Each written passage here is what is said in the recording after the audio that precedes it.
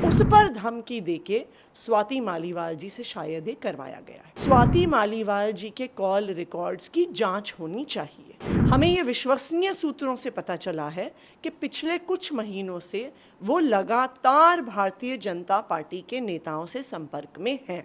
ये कैसा राजनीतिक षड्यंत्र है जो बिल्कुल चुनाव के समय दिल्ली में वोटिंग से 5 दिन पहले रचा जाता है, उसके माध्यम से स्वाति मालीवाल जी से ये षड्यंत्र रचाया जाता है। स्वाति मालीवाल जी को इस षड्यंत्र का मोहरा बनाया जाता है। स्वाति मालीवाल जी पर एंटी करप्शन ब्यूरो का एक रिक्रूटमेंट स्कैम का केस चल रहा है कि डीसीडब्ल्यू में गलत तरीके से कॉन्ट्रैक्चुअल एम्प्लॉयज़ को रिक्रूट किया गया। ये केस पिछले कई सालों से चल रहा है, उन पर एफआईआर हुई है। अब ये मामला ख़त्म होने के करीब आ रहा है, तो इसलिए ऐसा लगता है कि भारतीय जनता पार्टी का ये जो फॉर्मूला है कि अलग अलग नेताओं पे केस करना, उसी फॉर्मूले को स्वाति मालीवाल जी पर इस्तेमाल किया गया होगा। उन पर जो एसीबी का केस चल रहा है, जो इलीगल रिक्रूटमेंट डीसीडब्ल्यू में केस चल रहा है, उस पर धमकी देके स्वाति मालीवाल जी से शायद ये करवाया गया है। दूसरी बात, हमने तो ये भी कहा है कि स्वाति मालीवाल जी के कॉल रिकॉर्ड्स की जांच होनी चाहिए। हमें ये विश्वसनीय सूत्रों से पता चला है कि पिछले कुछ महीनों से वो लगातार भारतीय जनता पार्टी के नेताओं से संपर्क में हैं। तो दिल्ली पुलिस इस बात की जांच करे कि ये कैसा षड्यंत्र है, ये कैसा राजनीतिक षड्यंत्र है जो बिल्कुल चुनाव के समय दिल्ली में वोटिंग से 5 दिन पहले रचा जाता है। आम आदमी पार्टी पर हमला करने के लिए रचा जाता है, अरविंद केजरीवाल जी पर हमला करने के लिए रचा जाता है। तो इस पर पूरी जांच होनी चाहिए कि स्वाति मालीवाल जी किस तरह से भारतीय जनता पार्टी के संपर्क में थी। इसी में आपने, क्योंकि बीजेपी पे आरोप लगाया, बीजेपी के जो राष्ट्रीय अध्यक्ष हैं जेपी नड्डा, उनकी तरफ से बयान आया, एनए के पॉडकास्ट में उन्होंने जो बातें की, उन्होंने आप लोग के आरोपों पे कहा कि आम आदमी पार्टी की क्रेडिबिलिटी अब 0 नहीं माइनस में है और हम कोई भी काम करते हैं तो स्पष्ट तौर पे करते हैं, हमारा कोई भी नेता स्वाति मालीवाल के किसी भी तरह के संपर्क में नहीं है। बिल्कुल सही बात है। भारतीय जनता पार्टी हर काम स्पष्ट तौर पे करती है।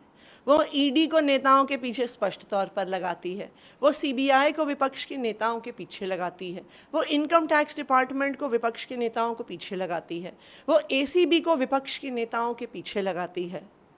अगर भारतीय जनता पार्टी ऐसे षड्यंत्र नहीं करती तो प्रफुल्ल पटेल उनकी पार्टी में कैसे आए, छगन भुजबल उनकी पार्टी में कैसे आए, अजीत पवार उनकी पार्टी में कैसे आए, हेमंत बिस्व शर्मा उनकी पार्टी में कैसे आए। ये तो बिल्कुल साफ साफ उदाहरण है कि किस तरह से ED, CBI, anti corruption bureau, income tax department को, इकोनॉमिक ऑफेंसेस विंग को इस्तेमाल किया गया विपक्ष के पार्टी के नेताओं पर स्क्रू टाइट करने के लिए, उनको ब्लैकमेल करने के लिए और भारतीय जनता पार्टी में लाने के लिए।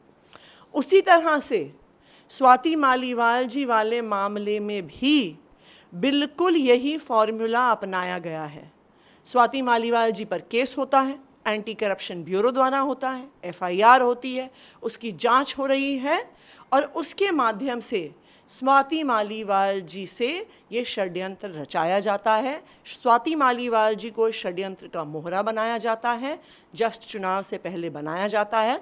और अब मैं फिर से कह रही हूँ कि निष्पक्ष जांच हो जाए कि कौन किसके संपर्क में था, भारतीय जनता पार्टी के किस नेताओं से स्वाति मालीवाल जी मिली, कब मिली, फ़ोन पे क्या बात हुई, व्हाट्सएप पे क्या संपर्क रहा, इस पे जांच हो जाए तो दूध का दूध, पानी का पानी हो जाएगा। इस मामले में जो विभव कुमार हैं, उनकी तरफ से कंप्लेंट फाइल की गई, कल क्रॉस कंप्लेंट, उसमें उन्होंने अपनी तरफ से पूरी दलीलें दी हैं कि किस तरह से स्वाति मालीवाल ने सिक्योरिटी ब्रीच के वहाँ पे रकस क्रिएट किया और एक तरह से अपशब्दों का भी प्रयोग किया। देखिए, कल विभव कुमार जी ने एक डिटेल्ड कंप्लेंट दिल्ली पुलिस को दी है। मैं उम्मीद करती हूँ कि जितनी स्पीड से दिल्ली पुलिस ने स्वाति मालीवाल जी की एफआईआर दर्ज करी, उतनी ही स्पीड से वो विभव कुमार जी की भी एफआईआर दर्ज करेंगे। उनकी स्पीड में कोई डिले नहीं होगा, क्योंकि विभव कुमार जी ने बहुत स्पष्ट तौर पे अपनी कंप्लेंट में बताया है कि किस तरह से ज़ोर ज़बरदस्ती करके, सिक्योरिटी वालों से लड़ाई झगड़ा करके स्वाति मालीवाल जी 13 मई को सुबह सुबह सीएम आवास में घुस गई। सवाल तो ये आता है क्या स्वाति मालीवाल जी को पता नहीं था कि मुख्यमंत्री से अपॉइंटमेंट के साथ मिला जाता है? क्यों वो लड़ाई झगड़ा करके पुलिस वालों से घर के अंदर घुसी? क्यों जब पुलिस वालों ने घर के बाहर के वेटिंग रूम में बिठाया तो वहाँ से उठ के घर के अंदर चली गई? क्यों ड्राइंग रूम में जाके बैठ गई? क्यों ड्राइंग रूम से घर के अंदर जाने की कोशिश कर रही थी? ये कोई सामान्य घटना नहीं है।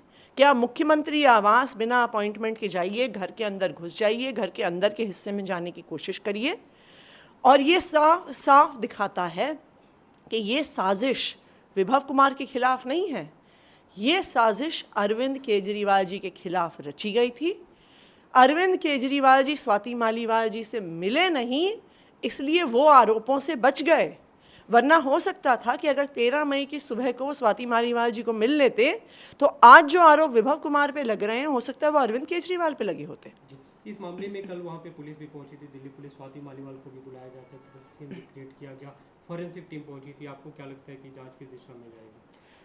देखिए, अगर दिल्ली पुलिस निष्पक्ष है, अगर दिल्ली पुलिस भारतीय जनता पार्टी का एक राजनीतिक हथियार नहीं है, तो फिर अगले 2 घंटे में दिल्ली पुलिस विभव कुमार जी की शिकायत पर एफआईआर दर्ज करेगी, ट्रेसपासिंग का एफआईआर दर्ज करेगी, धमकाने का एफआईआर दर्ज करेगी, सिक्योरिटी ब्रीच का एफआईआर दर्ज करेगी, असॉल्ट का एफआईआर दर्ज करेगी। तो दिल्ली पुलिस निष्पक्ष है कि नहीं है, वो इस बात से पता चलेगा कि विभव कुमार जी की कंप्लेंट का होता क्या है।